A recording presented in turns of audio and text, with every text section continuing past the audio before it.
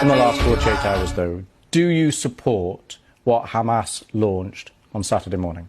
Well, this is not the right question, Louis. Really, the right it's question. It's an important question. No, it is not an important question because whether you support their action or not is an important question. No. It is not an important question. Hamas is a group, is a militant group. You're talking with the Palestinian representative. Our position is very well known and clear. And what is that? Do you support Hamas's actions? And then you cannot equate. This is not about support or not support. I am here to represent my people, the Palestinian people, what they are going through. I'm not here to condemn anybody. And if anybody that needs to be condemned, it's what you call the only democracy in the Middle East, that is Israel, between parentheses, that is doing what you have just reported, targeting civilians. And this has not just happened the last 48 hours. Hamas was just targeting Palestinians, but you won't condemn that. I'll tell you one thing.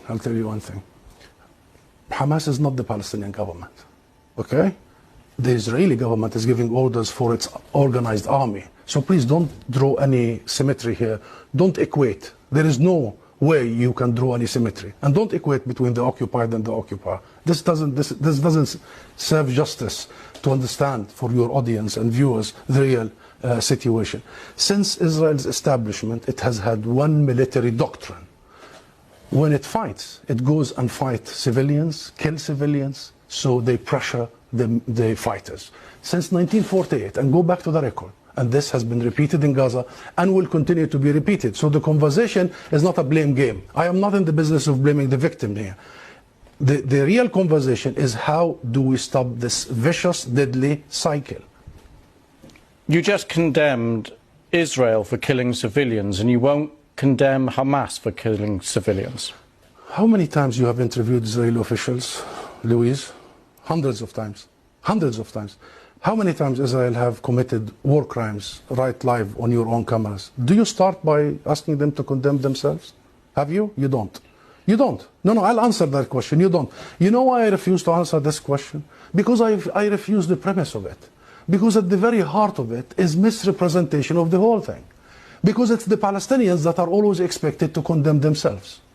I mean, come on, this is a political conflict. We have been denied our rights for a long time. So this is the wrong starting point. The right starting point is to focus on the root causes, is to try and get out of this extreme dark tunnel, as opposed to this business by BBC and the mainstream media for 75 years. You bring us here whenever there are Israelis who are killed. Did you bring me here when many Palestinians in the West Bank, more than 200 over the last few months? Do you invite me when there is such Israeli provocations in Jerusalem and elsewhere? Because what Israelis have seen, which we started by saying tragic, the last 48 hours, the Palestinians see every day for the last 50 years. You know the situation in Gaza, you've just described it. This is the biggest open-air prison. Those people, 2 million, have been taken hostage by Israel for the last 16 years. So I'm saying this just to say, Louise, perhaps this is about time we abandon this rhetoric, very dangerous, this framework, and we start giving people the real ugly truth sometimes. What is the solution in your eyes? International law. That's it. What does that mean? The equal application of international resolutions and law and legitimacy, as you did in Ukraine. Would you bring the Ukrainian ambassador here and start asking him to condemn some of his fighters? We need to fully and equally apply the rules that were created by the League of Nations after the horrors of the Second World War. We need to make sure that Israel is not the exception. It has been for the last 75 years. We need to make sure that nobody is above the law. Britain is renowned, Louise, for the rule of law. I think that's the solution.